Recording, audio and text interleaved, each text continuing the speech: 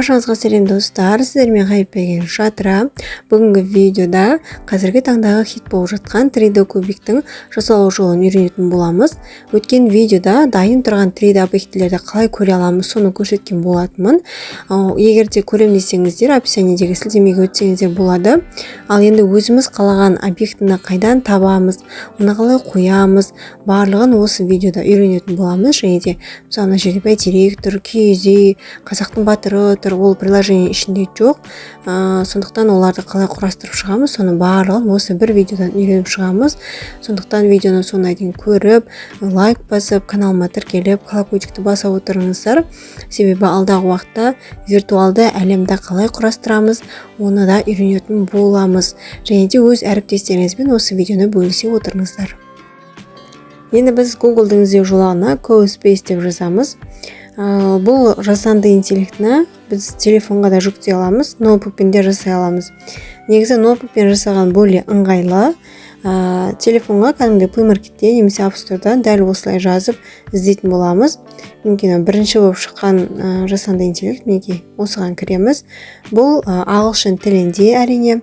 Төмен қарай түссеңіздер, нелері бар, түсіндірме жұмыстары, оқып шықсаңыздар болады. Мышканың оң басы перевести на русский деп орыс тіліне аударып аламыз. Одан кейін мына жерде авторизация және де зарегистрироваться деп тұр. Егер бұрын тіркелген болсаңыздар, авторизация дегенге барамыз. Жаңадан тіркелетіндер үшін регистрация жасайтын боламыз.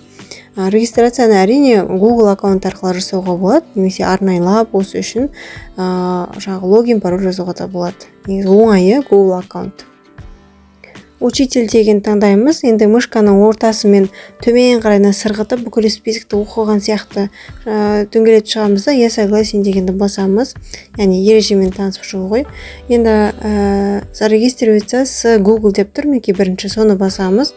Мен өзім осы Chromeға Google аккаунтты тіркеп қойғанмын. Сол арқылы кіреміз. Қазір мына жерде көрсетеді аккаунтты, соны таңдаймыз. Мінекей шықты. Одан кейін continue деп немесе продолжить деп шығады. Орысша, ағылшынша continue деп шығады. Соны басамыз. Енді бізге план таңда дейді. Әрине біз бесплатный түрін таңдаймыз. Ешқандай да ақы төлеудің қажеті жоқ. Мінекей кірдік. Мына жерде галерея деген кіретін болсақ, біз басқа адамдардың жасаған жұмыстарын осы жерден көре алатын боламыз. Ал өзіміз құрастыру үшін сол жақта проекты дегенге барамыз. Сосын создать проект дегенді басамыз. Бұл жерде қарасаңыздар бәрі про деп құлыптаулы тұр. Яғни бұлардың барлығын ашу үшін ақы төлеу керек дейді, бірақ та оны біз қазір тегін пайдаланамыз. Сол жақ шетте 360 картина дейді, мерге куб дейді. Біз қазір мерге куб дегенге барып, кубикті таңдап жұмыс жасайтын боламыз. Бірақ та бұл да бізге ақылы болып тұр, сондықтан қазір кубиктің үстінен басамыз. Улучшить до про дейді, улучшить сейчас дегенде басамыз. Осы жерде негізі жылына 50 евро төлейді, ал біз 45 күнге тегін пайдалану мүмкіндігін аламыз, және де 100 объекті құрастыра аламыз. Пробная версия дегенді басамыз. Активировать дегенді басамыз. Одан кейін қайтадан проекты, создать проект дегенге барсақ, бізге уже про емес, мінекей барлығы ашылып тұр. Қазір біз мерге куб дегенге барамыз. Яғни біз кубикпен жұмыс жасаймыз. Қалған виртуалды әлемді келесі видеоларда көрсететін боламын. Мінекей кубигіміз ашылды, мышканың көмегімен. Мінекей ортасына дөңгелекті жылжыту арқылы, дөңгелету арқылы үлкейтіп кішірейтеміз. Мышканың көмегімен жан-жағын барлығын қарай аламыз. Енді төменде библиотека, загрузить окружение деп тұр. Біз қазір библиотека дегенге барып, керекті объектімізді, жаңағы адамдарды барлығын таңдайтын боламыз.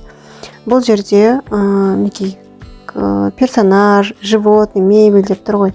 Яғни кішкентай мінекей сәбиден бастап қартқа дейін бар, әртүрлі мамандық иелері бар деген сияқты мына жерде объектілердің түрі өте көп. Қазір біз созбай мына жерде блоги дегенде барып керекті блокты қойып жұмысты бастайық. блоки дегенге барғанда сары төртбұрышты тұр. Осыны мышканың сол жағымен басып отыру арқылы көбіктің қасына алып барамыз. Библиотека дегенді қайтадан басатын болсақ, мынаның барлығы төмен қарай түседі. Солай жұмыс жасау ыңғайлы. Енді төртбұрыштың үстіне басамыз. Сол кезде мінекей төрт түрлі фигура шықты.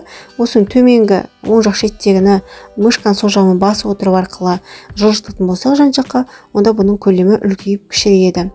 Және сол жақ жоғарғы бұрыштағы фигураның үстіне бассаңыздар, мінекей әртүрлі түстегі мінекей дөңгелектер шықты. Мына жерде қызыл түсін ұстап тұрып, мышканың сол жағымен 90 градусқа жылжытсаңыздар, жатып тұрған төртбұрышты мінекей тікесінен тұра қалады.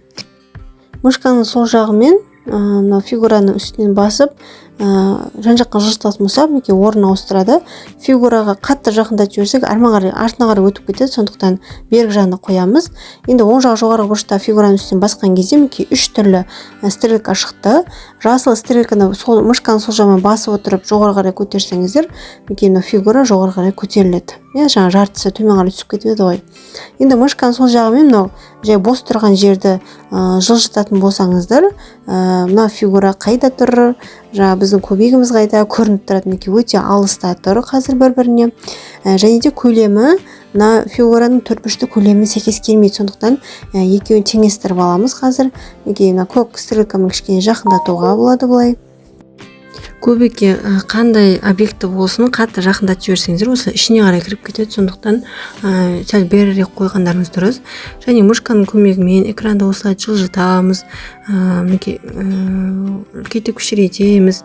Үш түрлі стрелкамен оңға солға жылжытамыз, осылай біздің фигураның көлемімен келтіріп аламыз. Енді бұл жай ғана осы несімен сәйкестендірмей, оны мына неге жүктеу керек, кәдімгідей фигураға кіргізу керек та, яғни екеуін біріктіру керек. Ол үшін біз мышканың оң жағын мына фигураның үстінен басамыз да, присоединить деген таңдаймыз. Одан бұрын мышканың оң жағын басайық та, материал дегенге барайықшы. Сол жерден біз түсін ауыстырамыз. Біріншіден жасыл түсті таңдайық қазір біз. Одан кейін X-ті басамыз, мінекей өзгерді. Енді мышканың оң жағын басқан кезде мінекей присоединить деп тұр. Соны басқан кезде бізге жасыл рамка шығады, ортасына жасыл нүктесі бар, мінекей. Соны көріп тұрсыздар ғой, соны осы фигураның артындағы жерге апарамыз да, мышканың сол жағымен түртіп қаламыз. Мінекей, дәл ровно сол менің көбіктің көлемімен сәйкес келген кезде көрінбей қалатын рамка ше. Сол кезде мышканың сол жағымен түртіп жібереміз.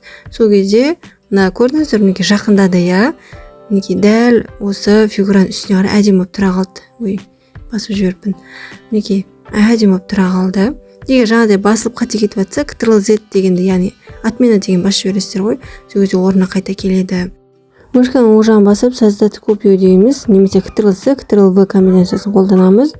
Сол кезде мінекей екінші блогымыз шығады. Оны дәл жаңағы әдіспен көбектің басқа бір қабырғасына алып барамыз. Мінекей жаңағыдай әдістермен жылжыту арқылы, қозғау арқылы осылай үстіңгі жағын әкелеміз. Мышканың оң жағын басып отсоединить дегенді басамыз. Одан кейін қайтадан присоединить дегенді басамыз. Сол кезде жаңағыдай жасыл рамка шығады. Мінекей мына жерге үстіңгі жағына жақындатамыз да, мышканың сол жағымен түртіп қаламыз. Сол кезде сол жеріне ровно барып тұра қалады. Мінекей ровно болып осы блок үстігі қабырғаға тұра қалады. Мінекей көбіктің жан-жағында ашық тұрған жерлер бар ғой, соны мышканың сол жағымен басып жылжыту арқылы мінекей осы көбіктің әртүрлі қырын көре аламыз. Бірақ біз байқасаңыздар, ең астыңғы бетін көре алмай тұрмыз, оны қазір реттейміз. Біз әзірге осы қабырғалардың біреуін қалдырамыз да, қалғанын осындай төртбұрышты әртүрлі түстермен бояп шығамыз. Мінекей мышканың оң жағын басамыз, создать копию дейміз. Мінекей автоматты түрде мына үш түрлі стрелка шықты. Мысалға мына қызыл стрелканы бастаңыздар, ол бері қарай жылжиды. Сол мышканың сол жағын басып отыр, өздерің жылжытасыздар ғой. Сосын мінекей вращение деген таңдап, жасыл түсті тұр ғой, дөңгелек. Соны мышканың сол жағымен басып отыр, 90 градусқа дейін жылжытасыздар. Мінекей өзі көрсетіп тұр градусын, 90 градус деп тұр. Және мынау перемещение деген таңдайсыздар. Сол кезде үш түрлі стрелка шығады. Соны таңдап қозғау арқылы фигурамыздың жаңағы орнын тауып аламыз. Бірақ былай қатты жақындатудың бір аса қажеті жоқ. Просто мышканың оң жағын басамыз да присоединить деген таңдаймыз. Дәл қазір отсоединить дейміз, өйткені бұл біз копиясын жасап алдық, сондықтан отсоединить дегенді басып аламыз. Содан кейін барып присоединить дейміз. Жасыл рамканы дәл ровно етіп аламыз. Мына кубиктің қабырғасымен мышканың сол жағын түртіп жібереміз. Сол кезде орнығып кетеді жаңа біздің блогымыз. Әдемі көрініп тұр. Мышканың оң жағын басып материал деп кез келген түске бояй береміз. Көбісі жасыл және көк түсті таңдайды, яғни кәдімгі жайлау, дала ретінде жасайды. Көк түсіні бір көл ретінде жасайды. Мына екі қабырға қалды, соның біреуін пустой қыламыз да тағы біреуін жасаймыз. Енді барлығын жасап болғаннан кейін библиотекаға барамыз. Осы жерден енді керекті дүниелерді аламыз. Мысалға мебель, животный, транспорт, қайсы керек? Мысалы біз транспортқа барайық та, шетінде стрелка тұр, соны бассаңыздар дальше шыға береді. Осы жерде мен мысалға бір кемені таңдайын мына жерде, типа көк түсті көл, үстінде кеме тұр деген сияқты. Мышканы сол жағымен басып тұрып жылжытамын. Кішкене загрузка жүру керек. Бір ауыр жұмыс дейтін бір не да, жасанды интеллект. Шама күту керек. Үлкен болып шықты. Оң жақ төменгі бұрыштағы фигурамен мышканы сол жағын басып отырып, размерін кішірейтеміз. Және де сары, көк, жасыл, қызыл стрелка шығады. 3 стрелка оң жақтағы нені басқан кезде. Сол көк түсіні пайдаланып жоғары қарай көтереміз, қызыл түсті пайдаланып оң жаққа қарай жылжытамыз деген сияқты. Дәл анау кубиктің үстіне апарып қоюымыз керек қой, бір сөзбен айтқан кезде. Және бұны да мышканың оң жағын басып присоединить деген таңдап, дәл мынау фигураның үстіне апарып біріктіруіміз керек та. Қазір не үшін екен түсінесіздер, жасап болғаннан кейін түсіндіремін. Мышканың оң жағын басып присоединить деген таңдаймыз. Өзі көк көмектің точка шығады. Соның дәл үстінен басып, мышканың оң жағын қайтадан басып көреміз. Егер де тағы да присоединить деген сөз шықса, онда дұрыстап бірікпеді деген сөз. Егер де мышканың оң жағын басқан кезде отсоединить деген сөз шығатын болса, значит уже бұл кубикқа біздің объектіміз орналасты деген сөз. Кубиктің барлық қырына каждый объектіне дәл осы әдіспен қойып шығатын боламыз. Мына жерде мен адамның объектісін қойғанмын. Соның үстіне мышканың оң жағын шертетін болсақ, анимация деген шығады. Яғни біз адамға анимация бере аламыз.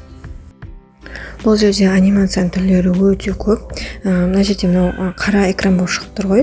Соның ең үстіңгі жағына мышканы сол жағын басып отырып, шетке қарай жылжытсаңыздар, мына экран жылжитын кезде адам қалай қозғалып жатыр көруге болады. Қайықтың үстінде ескекті есіп келе жатқан сияқты анимация беруге болады. Просто каждыйын қандай анимация беріп жатыр, просто қарап көріп отыру керек. Дәл осындай 3D кубиктің жасалу жолын іздеп жүрген, сұрап жүрген өз әріптестеріңізбен дәл осы видеоны бөлісе отырыңыздар, және де кезекті видеоларды көру үшін, қалыс қалып кетпеу үшін каналыма тіркеліп колокольчикті басуды ұмытпаңыздар. Бізге керекті анимацияны таптық, ескекте есіп жатыр. Негізі адамнан бөлек жануарларға да осындай анимация беруге болады. Кімге жалпы анимация беруге болады? Ол мышканың оң жағын басқан кезде анимация деген жазу шығып тұрады. Яғни сол жерден біле аласыз, кімге анимация беруге болатынын. Енді біз мына жерде бір жақ қырын кубиктің бос қалдырып кеттік. Осы жерге біз мышканың оң жағын басып разблокировать деген таңдаймыз. Яғни оны кубикті блоктан шығарамыз. Сол кезде бізге осы кубикті астын үстіне қаратып, жан-жаққа бұрып деген сияқты қозғалдыру мүмкіндігі ашылатын болады. Мышканың сол жағын шертеміз. Бізге жоғарыда 4 түрлі фигура шығады ғой. Соның көк, қызыл, сары деген көк, жасыл, қызыл фигура шығады ғой. Осыны көк түсін жоғарыға жылжыту арқылы кубикті жоғары қарай көтеріп аламыз әуелі. Одан кейін дөңгелек фигуралар шығады ғой. Сол жақтағы нені басқан кезде фигураны. Сол арқылы біз мына кубикті астыңғы жағын жоғарға қаратай қаратып аламыз. Яғни біз астыңғы жағына да кубиктің өзіміздің қалаған фигураларымызды қойып шығамыз, объектілерімізді. Біз присоединить деп объектілердің бәрін фигураның қырына присоединить еттік қой. Яғни ол осы мына фигураны жан жаққа ауыстырған кезде олар сол орнында қалып кетпес үшін, осы кубикпен бірге оларды айналу үшін жасалынатын нәрсе. Егер присоединить етілмесе, мына кубикті айналдырған кезде ол фигуралар жан жақта қалып кетеді. Біз енді өзіміздің қалаған дүниемізді жүктеу үшін төмендегі загрузить дегенді басамыз. Осы жерде картинки, 3D жаңағы модель, видео деп тұр ғой. Осының ішінде біз видео дегенге барып загрузить деген таңдаймыз да. Өзіміздің қалаған видеомызды белгілеп кетіп открыть дегенді басамыз. Бұл жерде тек қана дайын нәрсе емес, өзіміздің қалаған дүниелерді салуға болады. Мысалы, ана видеоны белгілейміз, открыть дегенді басамыз, кішкене загрузка жүреді, күтеміз. Бұл кішкене ауырлау жұмыс істейтін жасанды интеллект болғандықтан уақыт кетеді. Бұны дәл жаңағы біздің дайын тұрған 3D объектіні қалай қойдық, дәл солай апарып қоямыз. Яғни мышканың сол жағымен басып отыру арқылы жылжытып мына жерге апарамыз. Оны да оңға солға жылжытамыз, үлкейтеміз деген сияқты. Яғни жаңағы объектімен қалай жұмыс жасадық, дәл солай жұмыс жасап, оны да присоединить етеміз осы неге кубикқа. Әйтпесе ол да кубикті әрбір жылжытқан кезде ол да жаңағы любой бір жерде қалып қояды. Соның үшін присоединить етеміз. Мінекей көк түсті цвет шығады, мінекей осының үстіне басамыз. Бірақ мына жерде кішкене бір жаңағы фонның артына қарай кетіп қалды, сол үшін сәл бері қарай жылжытуға болады. Ол ештеңе етпейді. Главное, присоединить етілді. Егер де сіз бір музыканы немесе суретті қойғыңыз келсе де, дәл осы видео сияқты қоясыздар. Және мына жерде 3D модели деп тұр. Біз өзіміз қалған 3D модельді де жүктей аламыз. Осының ішінде жоқ модельдерде. Оның өзінің арнайы форматтары бар. Оны астына жазып қойған, қандай форматтағы модельдерді бұл қабылдайды. Сол астына жазылып тұр. Мен мына жерде бір нәрсені көрсетуді ұмытып кетіппін. Байқасаңыздар, объектілердің үстіңгі жағында бір какой-то текст шығып тұрады, бір адамдар сөйлеп жатқан сияқты, қош келдіңіздер деген сияқты тексттер шығып қояды ғой, Инстаграмнан көріп жатқан шығарсыздар. Оны қалай жасау керек, қазір көрсетемін. Мысалға бір кез келген объектіні алайық. Бұл адам болсын мейлі, ол сынып тұрған кеме болсын, ағаш болсын, тұрған тауық болсын, бәрібір разница жоқ. Қай-қайсысына да осындай текст шығарып қоюға болады. Мысалға мышканың жағын басамыз, голос дегенді таңдаймыз. Осы жерде текст жазатын жер тұр, соған текстімізді жазамыз. Мысалға, мен сынып қалдым деп жазайық. И мына жерде сказать дегенді басамыз, одан кейін X-ті басамыз, бізге сол кезде көрініп тұрады. Мынау адамға да жазып қойдым. Осылай қалған текстімізді шығаруға болады. Енді біз 3D объектімізді жүктейік. 3D объектіміз біз қайдан аламыз? Ол үшін арнайы жасанды интеллектке кіреміз. Бұл бізде меши деп аталады. Бұл неге жасанды интеллектке кірген кезде бізден автоматты түрде сұрап тұрады. Осы Google аккаунтпен кірейін ба деп. Сол кезде продолжить как мен салтанат деп тұр. Сол арқылы кіреміз. Одан кейін біздерге қоятын өзінің сұрақтар бар, соған жауап бере кету керек. Мына жерде ағылшынша болып тұр, мышканың ужан басып перевести на русский деп орыс тіліне аударып аламыз. Одан кейін сұрақтарға міндетті түрде жауап беру керек. Сіз кімсіз? Учитель таңдаймыз, следующий. Сіздің компанияңыз неге байланысты, образование дейміз, келесі. Компанияңыз қанша адамнан тұрады? Ешқандай маңызды емес негізі. Просто осылай белгілеп кету керек. Мына жерде позже дегенді таңдай салайық. Әрине бізге 3 күндік тегін пробный версияны ұсынып тұр. Мына жерде 3D объектіні құру үшін текст арқылы және сурет арқылы деген екі түрлі вариант бар. Мысалға текст в 3D дегенге кіретін болсақ, яғни біз ойымыздағы текстті жазамыз, ол бізге соның 3D объектісін шығарып береді деген сөз. Мына жерде сол жақ шетте бір кішкентай ғана окошко тұр. Осы жерге біз текстімізді жазамыз. Біз нені қалап тұрмыз? Мысалға, қазақ батырын сұрайды, батыр қазақ деп жаза салайық, мысалы просто. Астына төмен қарай түссеңіздер, ол қандай стильде болу керек, соны сұрап тұр. Осы жерде қойылған нормалармен мен келісемін, сондықтан ешқандай өзгерту енгізбеймін. Ең астындағы generate деген батырманы басамын, яғни генерировать етеміз. Астында 15 кредит деп жағы менің ақшаның несі көрсетіліп тұр ғой. Яғни осы объектіні құру үшін бізден 15 кредит алады. Негізі тегін пайдалануға 200 кредит беріледі.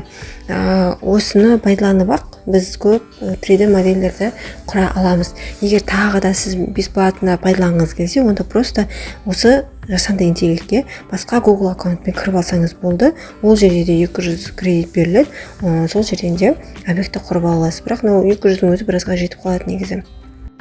Мінекей модель істеп тұр ғой. Осы жерде 4 түрлі бізге модельді ұсынып тұр, бірақ бұлар боялмаған. Сондықтан бояу үшін мына жерде астына текстур деген жазып тұр ғой. Соны басамыз. Сол кезде осы объектінің боялған түрін шығарып береді. Бірақ ол үшін де бізден тағы да 10 кредит дейтін болады. Яғни қазір 175 қалды. Боялған түрі шыққаннан кейін мышканың сол жағымен сол объекттің үстіне шертеміз. Бізге оң жақ бұрышқа уже үлкен түрін көрсетеді. Оны мышканың сол жағымен жан жаққа жылжыту арқылы қалай шықты көруге болады. Мысалға ана жерде өте әдемі шыққан деп айтсам болады. Біздің туымызға сәйкестендірген көк, сары қылып түсін әдемі қылған. Мінекей қараңыздар, киімі де әдемі. Өзіме ұнады бір сөзбен айтқанда. Енді мына жерде оң жақ шетте төмен жағы стрелка төменге қараған сары болып тұр ғой. Вот соны бассаңыздар, бұл объектті скачать етіледі. Скачать еткеннен кейін уже біз жағы 3D кубигімізға осы объектіні жүктей аламыз. Мінекей download дегенді басамыз төмен қарай стрелка тұрған жерден. Және мына жерде айтпақшы, бұның форматы да көрініп тұр. Бізге қандай формат керек? Мінекей мына жерде көрініп тұр өзі. Осы форматтардың қайсысы бар? Мінекей уже біріншісін уже белгілей беруге болады. Осын белгілейміз, download дегенді басамыз. Енді осы кубигімізға жүктейік. Загрузить дегенді басамыз. Загрузки деген папкаға жүктеледі бағана объект. Zip форматында открыть дегенді басамыз. И жаңағы не жүреді? Загрузка жүреді, кішкене ұзағырақ күту керек болады. Загрузка жүріп болғанша мына жерде тағы бір нәрсе көрсетейін. Ең жоғарыда text to 3D деп тұр. Осы жерге мышканы жақындататын болсақ, image to 3D деген шығады. Осыны басамыз, яғни біз суретті жүктейміз, соның 3D объектісін шығарып береді. Загрузкамызды аяқталыпты. Мына жерде понятно дегенді басамыз. Қарасаңыздар, 3D модель деген жерге уже біздің Батыр қазақ деп жазылып тұр, уже жүктелді. Мышканы сол жағымен апарып көбейттің қасына қоямыз. Дәл бағана біз объектілерін бәрін қалай қойдық, дәл солай қоямыз.